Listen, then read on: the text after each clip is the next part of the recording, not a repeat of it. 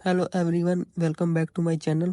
तो आज हम एंगुलर 19 के अंदर एक प्रोजेक्ट बनाएंगे जिसके अंदर हम CRUD ऑपरेशन परफॉर्म करेंगे, जिसके अंदर हम एक फॉर्म बनाएंगे और फॉर्म का जो डेटा है वो हम जेसन सर्वर के अंदर सेव करेंगे। और इसके अलावा और काफ़ी चीज़ें हैं, जैसे कि लिस्ट बाइंड करना, उसके ऊपर फिल्टर लगाना, ये सारी चीज़ें भी हम इस वीडियो के अंदर करेंगे। तो सबसे पहले हम जो प्रोजेक्ट है वो क्रिएट कर लेते हैं। तो मैं यहाँ पे कमांड रन करता हूँ ng new, उसके बाद प्रोजेक्ट का नेम CRUD लिख देते हैं और यहाँ पे हम CSS सेलेक्ट करके एंटर प्रेस करके यहाँ पे यस कर देते हैं। तो ये कमांड से हमारा जो प्रोजेक्ट है वो क्रिएट होना स्टार्ट हो जाएगा। एंड जब प्रोजेक्ट क्रिएट हो जाएगा देन हम इसका जो फोल्डर स्ट्रक्चर है वो समझेंगे और उसके बाद इसको रन करके देखेंगे कि इसका आउटपुट क्या दिख रहा है। तो अभी फोल्डर स्ट्रक्चर तो बन गया है, लेकिन जो npm है वो भी इंस्टॉल हो रहा है, जिसमें नोड मॉड्यूल इंक्लूड होता है। तो हमारा जो npm मॉड्यूल है वो भी इंस्टॉल हो गया है। अभी हम इसको रन करते हैं। तो मैं ng सर्व की कमांड चलाता हूँ यहाँ पे और हमारा जो प्रोजेक्ट है वो रन हो जाएगा। तो प्रोजेक्ट रन हो गया। अभी हम ब्राउज़र ओपन करते हैं और वहाँ पे जो इसका आउटपुट है वो देखते हैं। तो यहाँ पे हम लोकल होस्ट को रन करेंगे तो आप देखेंगे कि हमारा जो एंगुलर का प्रोजेक्ट है वो रन हो चुका है। तो इसके अलावा अभी हम एक काम करते हैं, पहले थोड़ा फोल्डर स्ट्रक्चर को समझ लेते हैं। यहाँ पे आप देखोगे एंगुलर 19 के अंदर काफ़ी चेंजेस हैं, जैसे कि यहाँ पे आपको app.module.ts फाइल नहीं दिखेगी और इसके अलावा ये कॉन्फ़िग फाइल एक न्यू आ गई है। और जो टीएस फाइल के अंदर आप देखोगे स्टैंड अलोन कंपोनेंट जो है वो हम अब एंगुलर 19 के अंदर यूज़ कर सकते हैं। तो ये न्यू कुछ अपडेट थी एंगुलर 19 की। इसके अलावा जो जो इम्प्लीमेंट हम करेंगे उसके अंदर कोई अगर अपडेट हुई तो वो भी मैं आपको ज़रूर बताऊंगा। तो इसके बाद हम क्या करते हैं, एक और टर्मिनल ओपन करते हैं और वहाँ पे जो एक कंपोनेंट क्रिएट करते हैं और उसके बाद हम राउटिंग करेंगे इसकी। तो अभी मैं करता हूँ cd CRUD and then ng generate component और कंपोनेंट का नेम हम रखेंगे होम और यहाँ पे हम एंटर प्रेस कर देंगे और हमारा जो कंपोनेंट है वो क्रिएट हो जाएगा। तो कंपोनेंट क्रिएट हो चुका है। तो अभी जो एक्स्ट्रा फाइल्स हैं उनको मैं रिमूव कर देता हूँ यहाँ से एंड देन हम जो है इसकी राउटिंग करेंगे। तो इसके बाद जो ऐप के अंदर हमारा जो एक्स्ट्रा कोड है वो सारा रिमूव करके हम सिर्फ राउटर आउटलेट को यहाँ पे इंपोर्ट कर देंगे कि जो कंपोनेंट हम नए बनाए वो ही यहाँ पे दिखे। तो इसको मैं भी सेव करके इसका आउटपुट दिखाता हूँ। तो यहाँ पे ब्लैंक आ रहा है क्योंकि हमने राउटिंग में इसको कुछ नहीं दिया। तो राउटिंग के अंदर हमें जो होम कंपोनेंट है उसको डिफ़ॉल्ट कंपोनेंट बनाने के लिए यहाँ पे इसका पाथ खाली देना होगा और यहाँ पे लिखेंगे हम कंपोनेंट एंड देन कंपोनेंट का नेम होम कंपोनेंट और इसको सेव करेंगे। तो आप देखोगे यहाँ पे आपको बाय डिफ़ॉल्ट जो है होम कंपोनेंट दिखाई देने लग जाएगा। तो इस वीडियो में इतना ही। मिलते हैं नेक्स्ट वीडियो में जहाँ पे हम जो एक फॉर्म बनाएंगे और उसके बाद उसका जो डिज़ाइन करेंगे एंड देन उसके अंदर हम काफ़ी सारी फंक्शनैलिटी इम्प्लीमेंट करेंगे। तो मिलते हैं नेक्स्ट वीडियो में। Thank you. Hello everyone. तो पिछली वीडियो में हमने एक प्रोजेक्ट क्रिएट किया था और उसके अंदर एक होम नाम का कंपोनेंट बनाया था। तो अभी हम एक दो कंपोनेंट और बनाएंगे जो कि हेडर और फुटर, और उसके अलावा फिर हम होम कंपोनेंट के अंदर एक फॉर्म क्रिएट करेंगे। तो सबसे पहले होम के अंदर हम कुछ टेक्स्ट लिख लेते हैं और मैं आपको दिखाता हूँ। यहाँ पे उसका जो व्यू है ऐसा दिख रहा है। उसके बाद हम यहाँ पे एक कंपोनेंट क्रिएट करेंगे। यहाँ पे लिखेंगे ng जनरेट, उसके बाद कंपोनेंट, देन हम लिख देंगे हेडर। तो जो हमारा हेडर वाला कंपोनेंट है वो क्रिएट हो जाएगा। एंड देन इसी तरह हम जो फुटर वाला कंपोनेंट है वो भी क्रिएट कर लेते हैं यहाँ पे। तो मैंने अभी दोनों कंपोनेंट जो है वो क्रिएट कर लिए हैं। अभी मैं आपको यहाँ पे ऐप के अंदर इसको कॉल करके दिखाता हूँ। तो राउटर आउटलेट के ऊपर हम जो है हेडर कॉल करेंगे और इसके नीचे जो हम फुटर कॉल करेंगे। तो यहाँ पे मैं लिखूँगा ऐप हेडर एंड देन इस एक्स्ट्रा कोड को रिमूव कर दूंगा और उसके बाद मैं लिखूँगा ऐप फुटर और जो हमारा दोनों कंपोनेंट है वो कॉल हो जाएंगे। एंड देन आप आउटपुट देखोगे कि ऊपर हेडर आएगा और नीचे जो है फुटर आएगा और सेंटर में हमारा जो कंपोनेंट है वो आएगा। तो अभी मैं इसको रन करता हूँ और आपको दिखाता हूँ। तो यहाँ पे आप देखोगे ऊपर हेडर है, नीचे फुटर है, एंड देन सेंटर में हमारा जो कंपोनेंट है वो रेंडर हो रहा है। तो इसके बाद हम इसकी थोड़ी सी स्टाइलिंग कर लेते हैं हेडर की।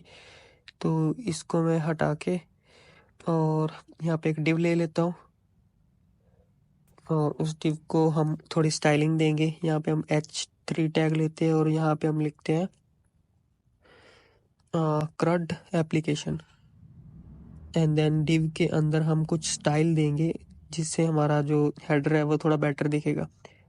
तो मैं यहाँ पे स्टाइल देता हूँ, यहाँ पे मैं लिखता हूँ स्टाइल बैकग्राउंड कलर ब्लैक, और इसको सेव करते हैं और देखते हैं इसका आउटपुट।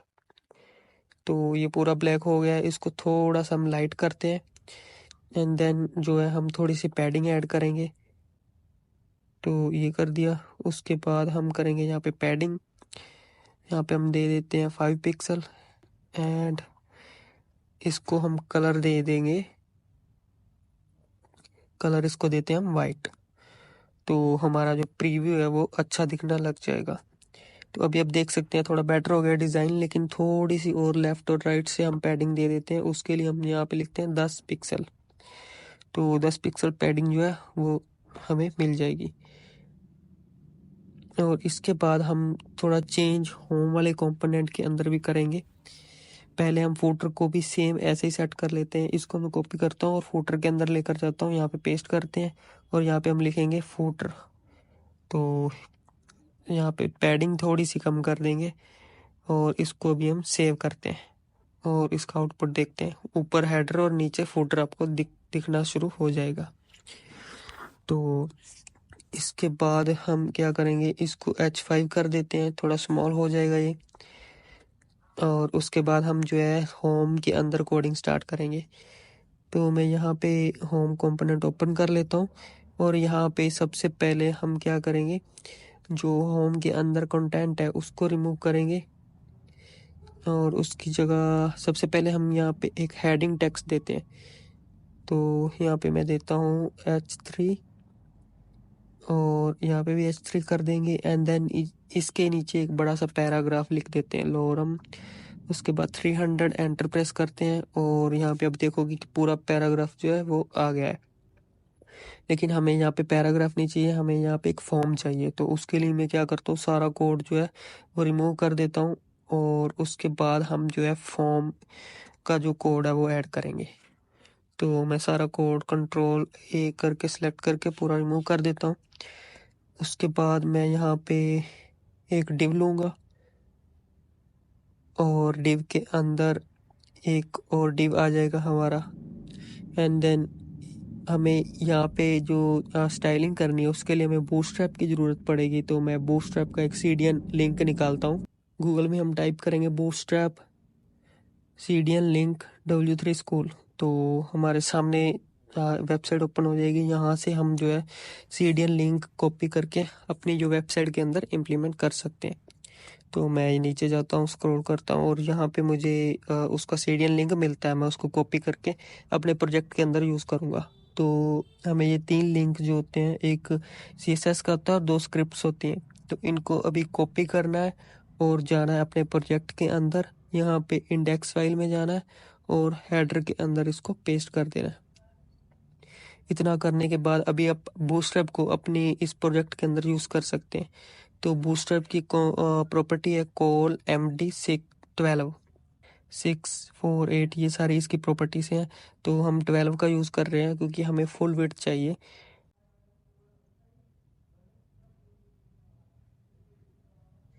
तो यहाँ पे हम एक इनपुट ले लेंगे। सबसे पहले हम यहाँ पे क्लास दे देते हैं कॉल MD6। तो हमारी जो हाफ विड्थ है वो एक इनपुट के लिए रिजर्व हो जाएगी। यहाँ पे हम इनपुट देंगे और यहाँ पे लिखेंगे टेक्स्ट और यहाँ पे क्लास दे देंगे फॉर्म कंट्रोल। और उसके बाद हम इसको प्लेस होल्डर भी दे सकते हैं। तो यहाँ पे मैं प्लेस होल्डर देता हूँ। हम लिखते हैं एंटर नेम, एंड देन इसको सेव करके अभी इसका आउटपुट देखते हैं। तो मैं जैसे इसको सेव करता हूँ आप देखोगे कि हम देखते हैं कि कोड में शायद कोई एरर होगा जिसकी वजह से हमारा जो स्टाइल है वो नहीं आया। तो यहाँ पे स्पेलिंग मिस्टेक है, यहाँ पे हम लिखेंगे कंट्रोल, फॉर्म कंट्रोल, ये क्लास है इसकी। तो अभी जो हमारा स्टाइलिंग है वो बूटस्ट्रैप से आ चुकी है। इसके अलावा अभी हम इसके ऊपर एक लेबल भी दे सकते हैं।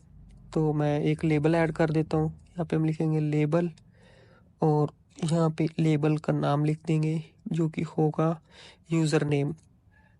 और इतना लिख के अभी हम यहाँ पे इसका आउटपुट देख लेते हैं। तो ये हमारा जो है एक इनपुट आ गया है। ऐसे ही अभी हमें और भी बनाने हैं। तो उसके लिए मैं इसको कॉपी करता हूँ और इसके नीचे पेस्ट कर देता हूँ। यहाँ पे हम लिखेंगे यूज़र ईमेल और इसको हम फिर एक बार और कॉपी कर लेते हैं पूरे को। तो मैंने इनको 3 बार कॉपी कर दिया। तो यहाँ पे आप इसका डिज़ाइन जो है देख सकते हैं। इसके अलावा अभी हम इनके जो नाम है वो चेंज कर सकते हैं। उससे पहले हम एक काम करते हैं कि जो ऐप फुटर है उसको कमेंट कर देते हैं। उसकी वजह से जो डिज़ाइन है वो ख़राब हो रहा है। तो मैं इसको अभी कमेंट करके और इसको रीलोड करके देखता हूँ। तो हमारा जो डिज़ाइन है वो सही हो जाएगा। और उसके बाद हम क्या करते हैं, होम कंपोनेंट के अंदर जाते हैं और वहाँ पे थोड़ी सी ऊपर से ना पैडिंग ऐड कर देते हैं। तो मैं यहाँ पे एक बूटस्ट्रैप की क्लास होती है उसको ऐड करने की कोशिश करता हूँ। सबसे पहले एक डिव ऐड करते हैं और यहाँ पे लिखते हैं MT2। तो इसका मतलब था मार्जिन टॉप। तो ये काम नहीं करी तो इसको अभी हम रिमूव करके स्टाइल सीधा ही दे देंगे। यहाँ पे लिखेंगे स्टाइल और उसके बाद लिखेंगे मार्जिन टॉप एंड यहाँ पे हम दे देंगे 20 पिक्सल और इसको सेव करेंगे। तो आप देख सकते हैं कि ऊपर से जो मार्जिन है वो हमें मिल चुका है। इसके अलावा इन सभी इनपुट्स के जो नाम है वो हमें चेंज करने पड़ेंगे। वो मैं जल्दी जल्दी कर लेता हूँ।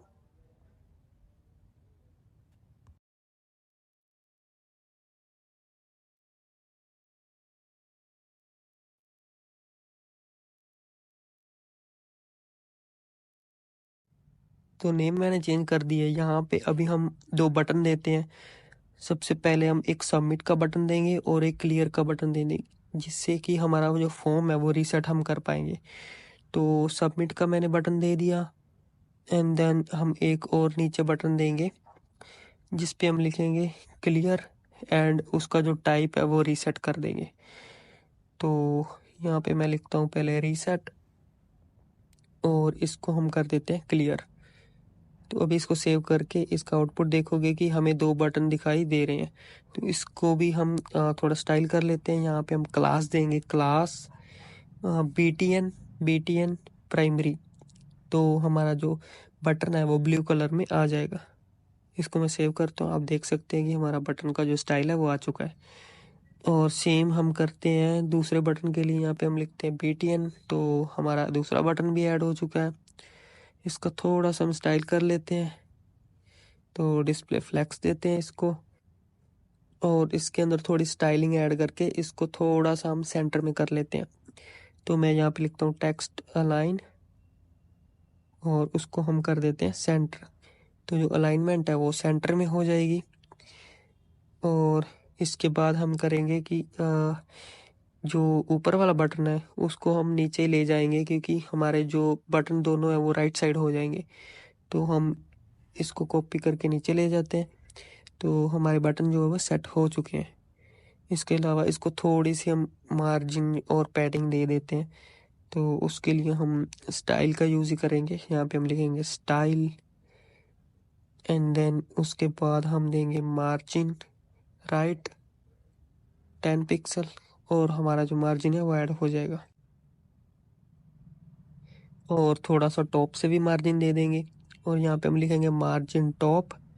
उसके बाद हम लिख देंगे यहाँ पे 20 पिक्सल। तो हमारा मार्जिन टॉप भी ऐड हो जाएगा। अभी हमारी HTML तो रेडी हो चुकी है। अभी हम इसमें फॉर्म इम्प्लीमेंट करेंगे और जो जो डाटा है फॉर्म का वो गेट करेंगे। तो उसके लिए हम यहाँ पे लिखेंगे रिएक्टिव फॉर्म मॉड्यूल। तो जो रिएक्टिव फॉर्म मॉड्यूल है इसका काम यही होता है कि ये हमारे फॉर्म का डेटा जो होता है उसको फेच करने में हमारी हेल्प करता है। और इसके अलावा फॉर्म के अंदर जो भी हम वैलिडेशन इम्प्लीमेंट करते हैं वो भी इसकी मदद से कर सकते हैं। तो मैं यहाँ पे लिखता हूँ रिएक्टिव फॉर्म मॉड्यूल और इसको इंपोर्ट कर लेता हूँ।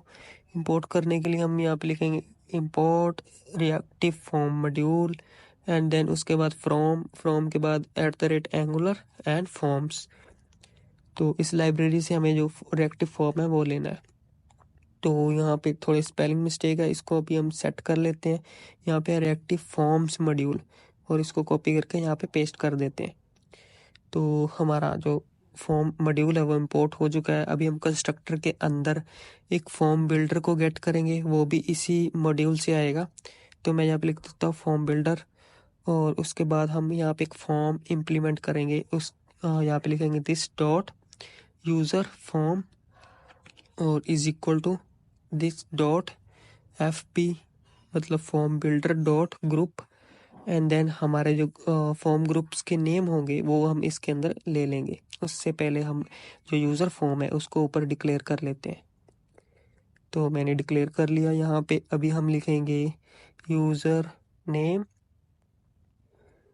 और उसके बाद हम लिखेंगे user email and then mobile number और एज। सभी के हम जो इनपुट्स हैं वो क्रिएट कर लेते हैं एंड देन हम जो है HTML के अंदर इन सभी को इम्प्लीमेंट करेंगे और फिर इसका जो डेटा है वो गेट करेंगे। तो मैंने सभी फॉर्म कंट्रोल के नेम दे दिए हैं। अभी हम इसको कॉपी करते हैं और जाएंगे होम के अंदर। यहाँ पे सबसे पहले हमें एक फॉर्म डिक्लेयर करना पड़ेगा और जो सारा कोड है वो फॉर्म के अंदर लेना पड़ेगा। तो उसके लिए मैं क्या करता हूँ, यहीं पे एक फॉर्म जो है वो बना लेता हूँ। यहाँ पे मैं एक फॉर्म टैग लेता हूँ और यहाँ पे मैं लिखूँगा फॉर्म ग्रुप एंड देन जो हमारा हमने वहाँ पे फॉर्म क्रिएट किया है उसको अभी हम यहाँ पे पेस्ट कर देंगे यूज़र फॉर्म को। और जो ये टैग है इसको अभी हम सबसे लास्ट में जो है वो बंद कर देंगे। तो हमारा फॉर्म क्रिएट हो चुका है। अभी हम क्या करेंगे, यहाँ पे एक सबमिट वाला जो मेथड है उसको कॉल करेंगे। इसको सबसे पहले मैं ले देता हूँ बटन एंड देन यहाँ पे क्लिक मेथड लेता हूँ। क्लिक पे हम एक मेथड बनाएंगे जिसका नाम होगा सबमिट फॉर्म और इसके बाद ये जो मेथड है TS फाइल में भी डिक्लेयर कर लेते हैं। यहाँ पे मैं लिखता हूँ सबमिट फॉर्म एंड देन यहाँ पे हम कंसोल करवा लेते हैं पूरे फॉर्म को। तो मैं console.log लिखता हूँ और this dot user form dot value and हमारा जो फॉर्म है जैसे हम क्लिक करेंगे उसी टाइम कंसोल के अंदर वो प्रिंट हो जाएगा। तो मैं यहाँ पे लिखता हूँ रमन एंड देन यहाँ पे हम मेल टाइप करते हैं कोई भी और यहाँ पे हम phone number and then age. तो अभी हम करते हैं इसको इंस्पेक्ट और वहाँ पे इसका जो आउटपुट है वो देखते हैं। तो अभी आप देखोगे कंसोल जो है वो बिल्कुल खाली होगी एंड देन जैसे हम सबमिट करेंगे तो जो डाटा है वो गेट हो जाएगा। तो सबमिट किया, यहाँ पे देखेंगे आप सभी जो इनपुट्स है वो आ गया लेकिन सारे इनपुट्स नल है क्योंकि अभी हमने HTML के अंदर नेम और फॉर्म कंट्रोल नेम नहीं दिया। जितनी देर हम वो नहीं देंगे उतनी देर हमारा जो डाटा है वो हम गेट नहीं कर पाएंगे।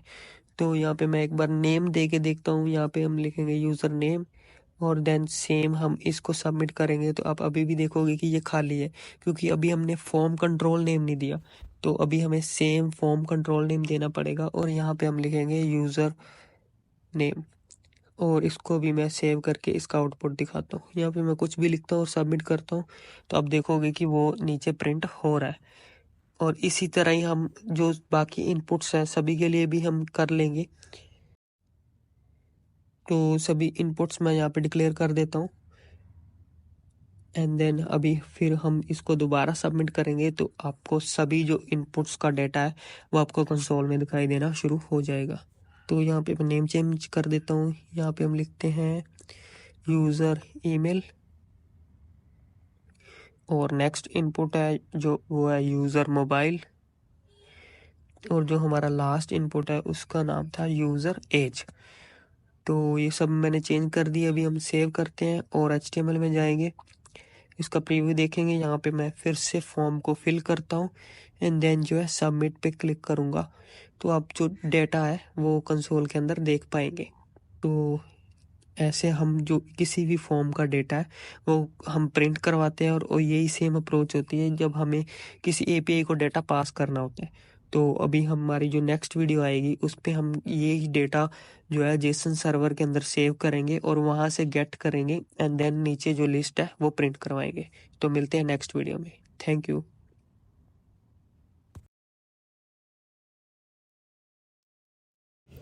हेलो एवरीवन, आज की वीडियो का टॉपिक है कि हम एंगुलर की मदद से एक एपीआई को कैसे कॉल करते हैं और जो फॉर्म का डेटा होता है उसको हम एपीआई के अंदर कैसे सबमिट करते हैं और जो हमारा डेटा होता है वो डेटाबेस में कैसे स्टोर होता है। तो उसके लिए मैंने एक फॉर्म बनाया था, पिछली वीडियो में आपने देखा होगा। ये फॉर्म रिएक्टिव फॉर्म बनाया था और इस फॉर्म का डेटा जो है वो हमने कंसोल में प्रिंट करवाया था।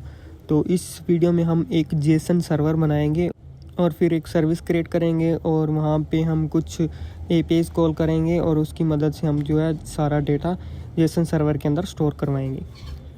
तो यही है आज की वीडियो का टॉपिक। तो वीडियो स्टार्ट करते हैं। सबसे पहले हम क्या करते हैं कि जेसन सर्वर को अपने सिस्टम के अंदर इंस्टॉल कर लेते हैं। उसके लिए मैं क्रोम में जाता हूँ और यहाँ पे हम लिखते हैं जेसन npm सर्वर, या फिर आप जेसन सर्वर npm भी लिख सकते हो। तो जो फर्स्ट वेबसाइट आएगी वहाँ से आपको जो जेसन सर्वर की कमांड है उसको कॉपी कर लेना है एंड देन अपने प्रोजेक्ट में इसको इंस्टॉल कर लेना है। तो मैं टर्मिनल ओपन करके यहाँ पे इसको पेस्ट करता हूँ और इसको मैं इंस्टॉल कर लेता हूँ।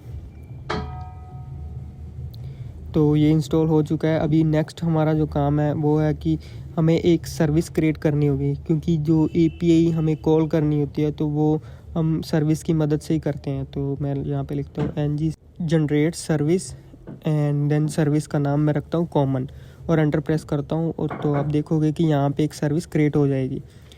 तो सर्विस क्रिएट हो चुकी है। अभी हमें जेसन सर्वर की जो डॉक्यूमेंटेशन है उसको पढ़ना होगा और उसके अकॉर्डिंग हमें जो है अपना नेक्स्ट काम करना होगा। तो उसके लिए सबसे पहले हमें एक db.json फाइल क्रिएट करनी होगी। तो मैं इसको यहाँ से कॉपी कर लेता हूँ और अपने प्रोजेक्ट के अंदर जाऊँगा। वहाँ पे मैं एक प्रोजेक्ट लेवल पे एक फ़ाइल क्रिएट कर लूँगा जहाँ पे हमारा जो डाटा है वो सारा स्टोर होगा। तो मैं यहाँ पे प्लस पे क्लिक करता हूँ और यहाँ पे मैं पेस्ट कर देता हूँ db.json फाइल जो हमारी क्रिएट हो जाएगी।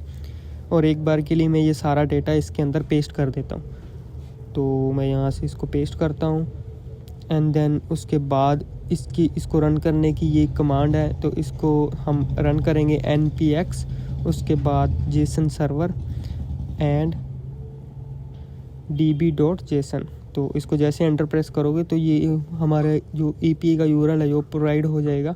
तो इस लिंक को कॉपी करना है और ब्राउज़र में पेस्ट करना है। तो आप देखोगे कि यहाँ पे जो वहाँ पे डेटा आ रहा है वो आपको यहाँ पे भी दिखाई देने लग जाएगा। तो ये हमारी एक गेट की एपीआई क्रिएट हो चुकी है। इसके अलावा अभी हमें वो डेटा स्टोर करवाना है जो हमने फॉर्म के अंदर ऐड किया था। तो उसके लिए सबसे पहले हमें एक ऑब्जेक्ट लेना पड़ेगा, वही सेम ऑब्जेक्ट जैसा हमने वहाँ पे फॉर्म के लिए लिया था। उससे भी पहले मैं जो ये एपीआई का यूआरएल है इसको एक एनवायरनमेंट फाइल के अंदर ऐड कर देता हूँ और वहाँ से अब हम इसको एक्सेस करेंगे। तो उसके लिए सबसे पहले इसको कॉपी कर लेते हैं और हमें सबसे पहले एक एनवायरनमेंट की फ़ाइल जो है वो क्रिएट करनी पड़ेगी। तो उसके लिए मैं क्या करता हूँ, टर्मिनल ओपन करता हूँ और वहाँ पे एक कमांड जो है वो रन करता हूँ। तो एनवायरनमेंट फ़ाइल क्रिएट करने की कमांड ये होती है ng जनरेट एनवायरनमेंट्स। तो हमारी जो फाइल्स हैं वो क्रिएट हो चुकी हैं और यहाँ पे अभी हम जो एपीआई का यूआरएल है वो यहाँ पे देंगे और उसके बाद यहाँ से हम सर्विस के अंदर इसको एक्सेस करेंगे और अपनी एपीआई जो है वो हिट करेंगे। तो मैं यहाँ पे लिखूँगा एपीआई यूआरएल एंड देन वहाँ पे जो हमारा एपीआई का यूआरएल है वो कॉपी करके यहाँ पे पेस्ट कर देंगे। तो मैं यहाँ पे यूआरएल जो है वो कॉपी कर लेता हूँ दोबारा से और अपनी प्रोजेक्ट के अंदर इसको पेस्ट कर देता हूँ। यही सेम चीज़ मुझे करनी होगी दूसरी फ़ाइल के लिए भी, क्योंकि एक फ़ाइल होती है डिप्लॉयमेंट के लिए और एक हमारी लोकल एनवायरनमेंट के लिए।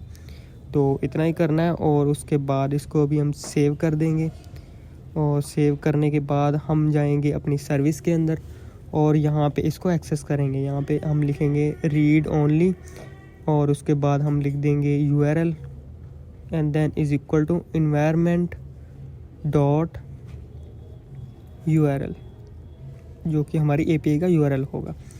तो इससे हमारा जो यूआरएल है वो गेट हो जाएगा। अभी आपके माइंड में क्वेश्चन आ रहा होगा कि हमने ये फ़ाइल अलग से क्रिएट करके उसके अंदर हमने यूआरएल क्यों डाला। कई बार कंडीशन ऐसी होती है कि हमें एपीआई का यूआरएल जो वो चेंज करना होता है। तो उस केस में हम क्या करते हैं, हम सिर्फ अपनी इन्वायरमेंट फाइल के अंदर चेंज करते हैं और हमने जहाँ जहाँ APIs यूज़ करी होती है वहाँ वह खुद चेंज हो जाता है। तो यही पर्पज़ होता है एक अलग फ़ाइल का। तो इसके बाद हमारा जो नेक्स्ट काम है वो है सर्विस को होम कंपोनेंट के अंदर एक्सेस करना। उसके लिए हम कंस्ट्रक्टर के अंदर लिखेंगे प्राइवेट सर्विस एंड देन हम लिखेंगे कॉमन सर्विस। तो हमारी सर्विस इंपोर्ट हो जाएगी एंड देन हम जो भी कॉमन सर्विस के अंदर मेथड बनाएंगे उसको अभी हम यहाँ पे एक्सेस कर सकते हैं। यहाँ पे हम लिखेंगे दिस डॉट सर्विस डॉट, उसके बाद मेथड का नेम जो भी हम बनाएंगे। तो पहले मेथड क्रिएट कर लेते हैं। यहाँ पे मैं लिखता हूँ ऐड डेटा एंड देन यहाँ पे मैं जो डाटा है वो स्टोर करवाना चाहता हूँ, तो उसके लिए मुझे डाटा ही लेकर आना पड़ेगा। और उसके बाद हम यहाँ पे देंगे एनी एंड यहाँ पे देंगे हम रिटर्न में हम देखें दिस डॉट, यहाँ पे हमारा होता है HTTP। तो HTTP क्लाइंट मॉड्यूल होता है, उसको भी हमें इंपोर्ट करना होता है। तो सबसे पहले कंस्ट्रक्टर के अंदर उसको डिफ़ाइन कर लेते हैं। यहाँ पे मैं लिखता हूँ प्राइवेट एंड देन यहाँ पे लिखता हूँ HTTP एंड HTTP क्लाइंट जो है इंपोर्ट हो जाएगा। और यहाँ पे हम लिखेंगे this dot HTTP dot post and then यहाँ पे हम लिखेंगे दिस डॉट URL और URL के बाद हम लिखेंगे प्लस एंड यहाँ पे जो हमारा ऑब्जेक्ट होगा जिसमें हमने डेटा स्टोर करवाना है उसका नाम लिखेंगे और उसके बाद जो डाटा है इसके अंदर पास कर देंगे। तो ये करना था। उसके बाद हमने एक मेथड बना लिया है। अब इस मेथड को हम एक्सेस करेंगे दूसरी फाइल के अंदर, TS फाइल के अंदर। तो मैं वहाँ पे जाता हूँ और होम कंपोनेंट TS के अंदर जाता हूँ, वहाँ पे इसको एक्सेस करता हूँ। तो यहाँ पे हम लिखेंगे this dot service dot add data and then यहाँ पे हम जो फॉर्म था वो हम यहाँ पे पास कर देंगे this dot user form dot value. और यहाँ पे हम लिखेंगे सब्सक्राइब एंड देन डाटा जो है जो API का रिस्पॉन्स है वो यहाँ पे गेट कर लेंगे। तो ये API को कॉल करने का सिंटैक्स होता है, इसको आपको याद कर लेना है।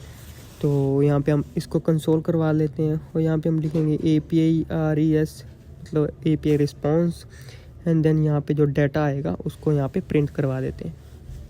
तो इतना करने के बाद हम इसको सेव ऑल करते हैं और इसका जो आउटपुट है वो देखते हैं। अभी कोई एरर भी आ सकता है तो हम उस एरर को अभी हैंडल करेंगे। तो अभी देखिए कि जो स्क्रीन है वो ब्लैंक आ रही है। इंस्पेक्ट करके देखते हैं तो यहाँ पे हम देखेंगे कि HTTP मॉड्यूल जो है उसका एरर है। तो उसके लिए हमें क्या करना होगा, हमें जो प्रोवाइडर होता है HTTP क्लाइंट का उसको appconfig.ts के अंदर ऐड करना होगा। तो उसके लिए मैं क्या करता हूँ, इस फाइल को ओपन कर लेता हूँ। तो मैंने कॉन्फ़िग फाइल ओपन कर ली। यहाँ पे हम देंगे प्रोवाइडर HTTP क्लाइंट। तो ये स्पेलिंग आपको ध्यान से देखने हैं, प्रोवाइड HTTP क्लाइंट। और इसको सेव करके अभी दोबारा रन करेंगे और इंस्पेक्ट करके यहाँ पे देखते हैं तो कंसोल में आपको अभी कोई एरर नहीं दिखेगा। एंड देन अभी हम जो है अपना डाटा स्टोर करके देखते हैं। तो मैं यहाँ पे नंबर डालता हूँ, एज डालता हूँ और इसको सबमिट करता हूँ। तो ये API लेवल का एरर है। यहाँ पे हमें ये बोल रहा है कि ये जो अब API है वो नहीं मिल रही। तो ये जो ऑब्जेक्ट है पोस्ट नाम का ये नहीं मिल रहा इसको। उसके लिए हमें विजुअल स्टूडियो ओपन करते हैं और वहाँ पे जो है इसको हमें चेंज करके देखते हैं। सबसे पहले हम जो अपनी DB वाली फ़ाइल है उसको देखेंगे और सबसे पहले इसको रिमूव कर लेते हैं यहाँ से। एंड देन हम एक ऑब्जेक्ट क्रिएट करेंगे जो कि इसके अंदर करेंगे। यहाँ पे हमारा जो यूज़र डाटा वाला एक ऑब्जेक्ट है वो होना चाहिए जिसके अंदर हम यूज़र का डाटा स्टोर करवाएंगे। तो उसके लिए मैं यहाँ पे लिखता हूँ यूज़र डाटा एंड देन उसके बाद वो डाटा उस फॉर्म में आएगा जैसे कि हमारा एक फॉर्म है। तो उसके अंदर जैसे जैसे ऑब्जेक्ट है नेम, मोबाइल, एज, ईमेल वो सारे इसके अंदर होने चाहिए। तो मैं यहाँ पे पेस्ट कर देता हूँ इनको और इनका थोड़ा फॉर्मेट सेट कर देता हूँ। उसके लिए मैं इनको रिमूव कर देता हूँ और यहाँ पे कोट्स दे देता हूँ।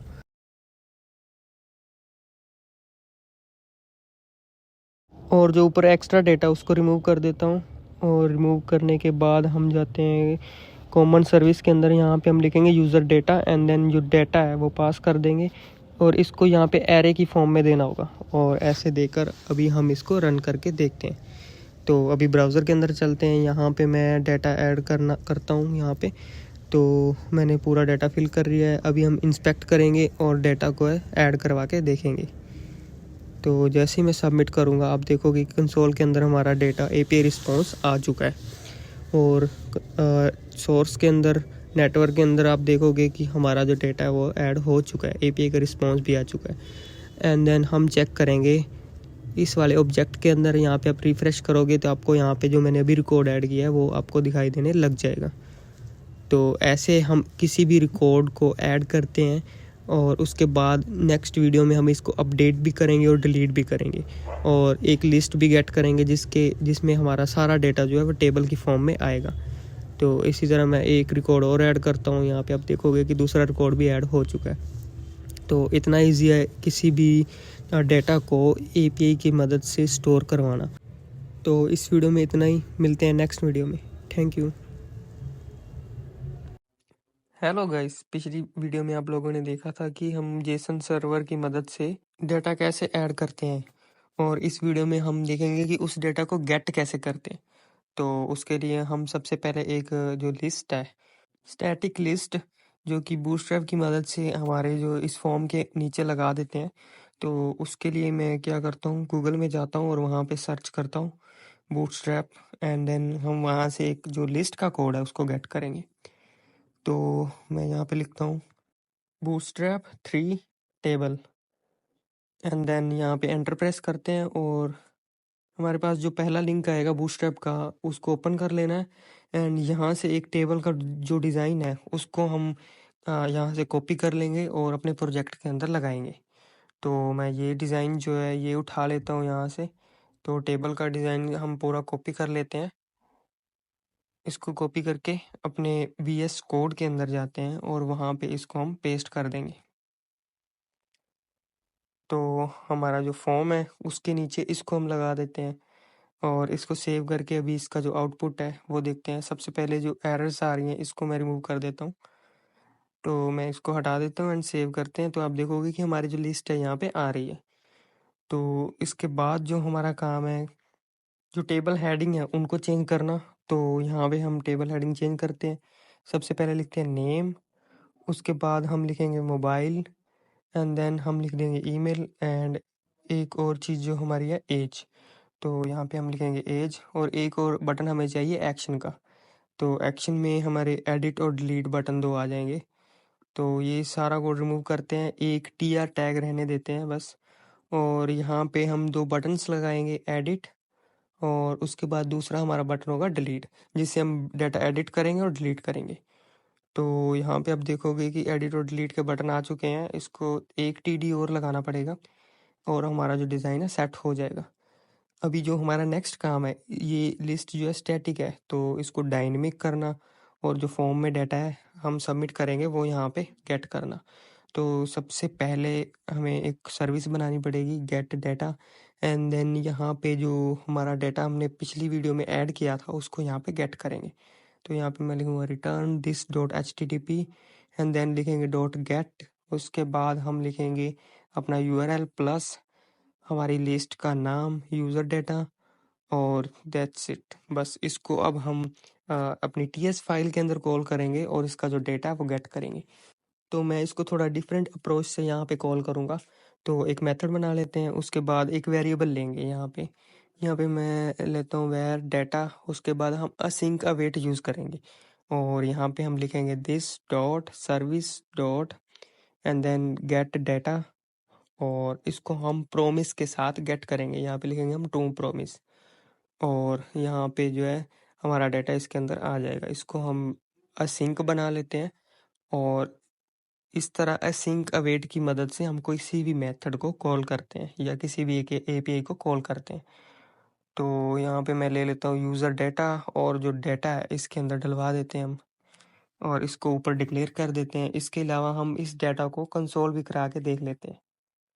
तो सबसे पहले इसको हम यहाँ पे कंस्ट्रक्टर के अंदर कॉल करेंगे। कंस्ट्रक्टर हमारा यही काम करता है, जब ये फंक्शन कॉल होता है तो इसके अंदर जो भी फंक्शंस होते हैं वो इसके साथ ही हिट हो जाते हैं। तो यहाँ पे हम लिखेंगे कंसोल डॉट लॉग और उसके बाद यहाँ पे हम कुछ भी टाइप कर देंगे डाटा एंड अभी हम जैसे इसको सेव करके रिफ्रेश करेंगे तो आपको कंसोल में जो डेटा है वो दिख जाएगा। तो कंसोल में देखते हैं। अभी अब देखोगे डेटा में 3 एरे जो है, हमने जो 3 रिकॉर्ड ऐड किए थे वो दिख रहे हैं। तो अभी हमारा इतना काम हो गया है, यही 3 रिकॉर्ड हमारे डेटाबेस में भी हैं। अभी यही रिकॉर्ड हमें HTML के अंदर बाइंड करवाने हैं। तो उसके लिए हम क्या करेंगे, एक लूप यूज़ करेंगे। तो यूज़र डेटा जो हमने ऑब्जेक्ट लिया उसको कॉपी करते हैं और यहाँ पे चलेंगे और यहाँ पे हम लूप लगाएंगे @for। उसके बाद लिखेंगे item of user data and यहाँ पे लिखेंगे हम ट्रैक आइटम।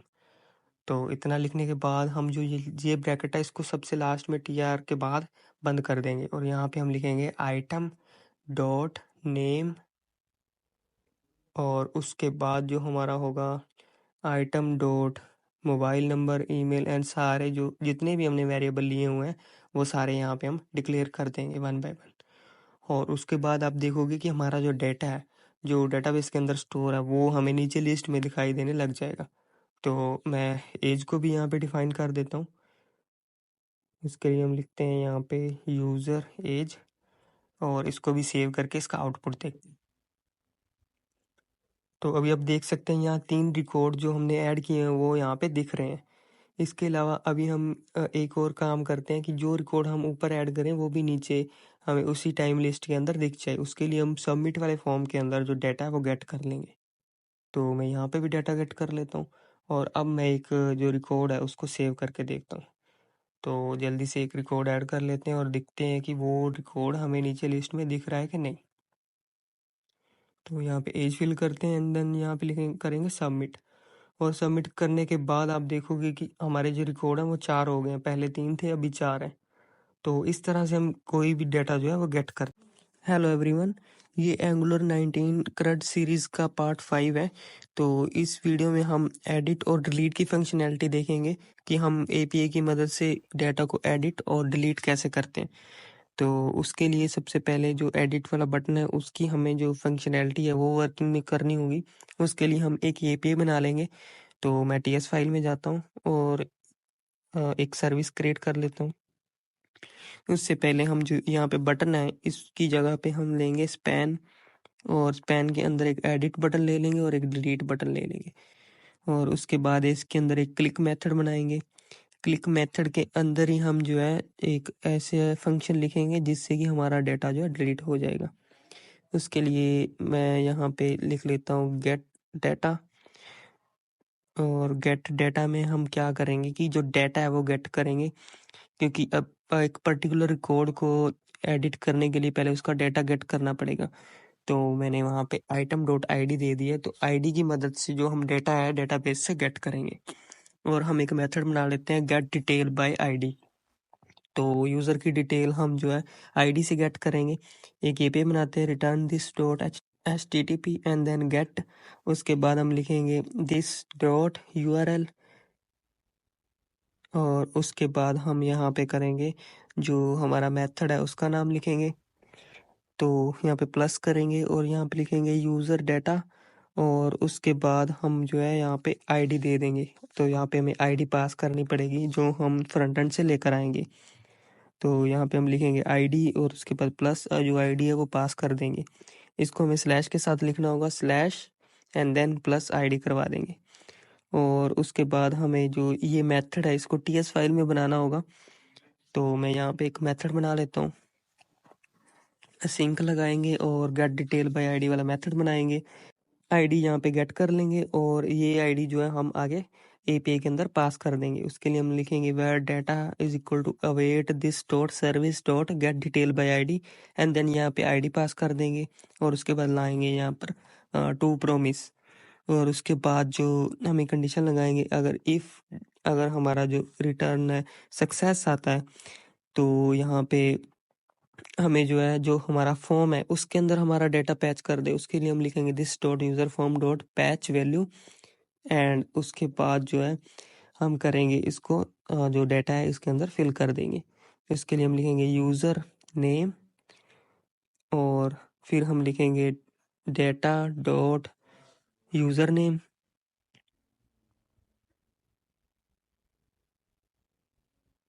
और उसके बाद हम फिर लिखेंगे यूज़र ईमेल या मोबाइल, फिर लिखेंगे data dot user mobile and then ऐसे सेम हम ईमेल के लिए करेंगे और लास्ट जो हमारा एज वाला कंपोनेंट है उसके लिए हम सेम चीज़ करेंगे।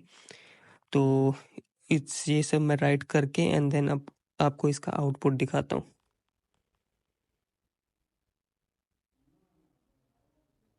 तो यहाँ पे हम लिखेंगे data dot user age and इतना करने के बाद हम जो है तीनों फाइल्स को सेव कर देंगे और यहाँ पे कंसोल भी करवा लेंगे, इसको सेव ऑल करते हैं और उसके बाद जो है हम आउटपुट देखते हैं। तो जैसे ही मैं एडिट पे क्लिक करता हूँ आप ऊपर फॉर्म पे देखोगे जो डेटा है वो फिल हो रहा है। तो ऐसे हम कोई भी डेटा जो है गेट करके फॉर्म के अंदर पैच करवाते हैं। अभी हमने पैच करवा लिया तो अभी हम सबमिट की वर्किंग करेंगे। सबमिट पे अभी जो हम क्लिक करेंगे तो ये डेटा ऐड हो जाएगा, लेकिन हमें इसको अपडेट करवाना है। तो उसके लिए हम क्या करते हैं, जो सबमिट वाला मेथड है उसके अंदर ही हम कुछ चेंजेस करेंगे। तो वो चेंजेस क्या होंगे वो मैं अभी आपको क्लियर कर दूंगा।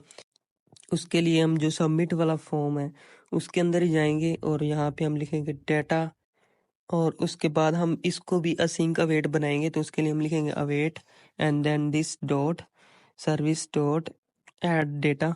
तो जो बेसिकली जो हमने पहले ऐड डेटा वाला मेथड बनाया था उसको हम असिंक अवेट बना रहे हैं, क्योंकि अभी हमें इसको कंडीशन में लगाना होगा कि अगर हम डेटा ऐड कर रहे हैं तो ये कंडीशन चले और अपडेट कर रहे हैं तो ये वाला मेथड चले।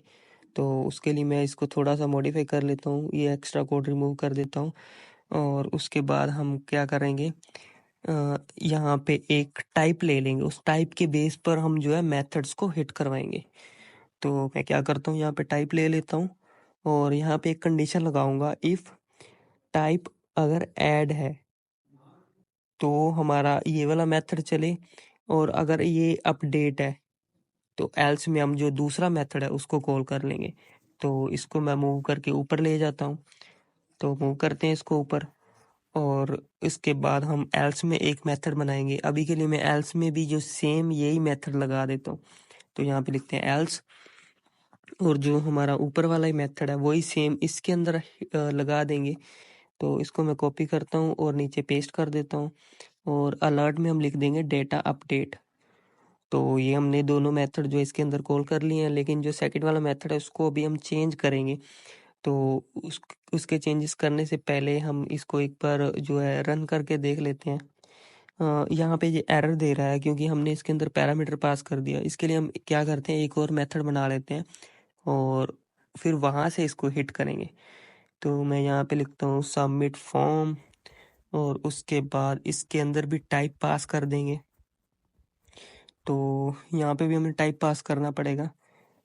तो यहाँ पे मैं लिखूँगा दिस डॉट सबमिट फॉर्म और उसके बाद इसके अंदर हमें टाइप पास करना पड़ेगा। तो सबसे पहले यहाँ पे एक वेरिएबल लेते हैं, type is equal to and then हम फॉर्म के अंदर से गेट चेक करेंगे this dot user form dot value dot ID. अगर इसके अंदर आईडी एग्जिस्ट करती है तो हमें जो अपडेट वाला मेथड है वो चलाना है। तो मैं एक बार पूरा फंक्शन लिख लेता हूँ। अगर आईडी एग्जिस्ट करती है तो इसको अपडेट लिखना है, अदरवाइज टाइप की जो वैल्यू होगी वो ऐड होगी। तो अभी आप सोचेंगे कि आईडी तो हमारे पास है नहीं, तो आईडी सबसे पहले यहाँ पे डिक्लेयर कर लेते हैं। तो मैंने आईडी डिक्लेयर कर दी है। आईडी डिक्लेयर करने के बाद इसको जो है हम जब गेट कर रहे हैं, जब एडिट पे क्लिक कर रहे हैं उस टाइम इसको हमें जो पैच भी करवाना पड़ेगा। तो मैं यहाँ पे आईडी को पैच भी करवा लेता हूँ। तो हमने आईडी को पैच करवा लिया। अभी हम इसको सेव करके जो इसका आउटपुट है वो देखते हैं। तो मैं सेव ऑल करता हूँ और एक चीज़ यहाँ पे डिबगर लगा देता हूँ ताकि मैं आपको इसका जो आउटपुट है वो रन होते होते ही दिखा सकूँ।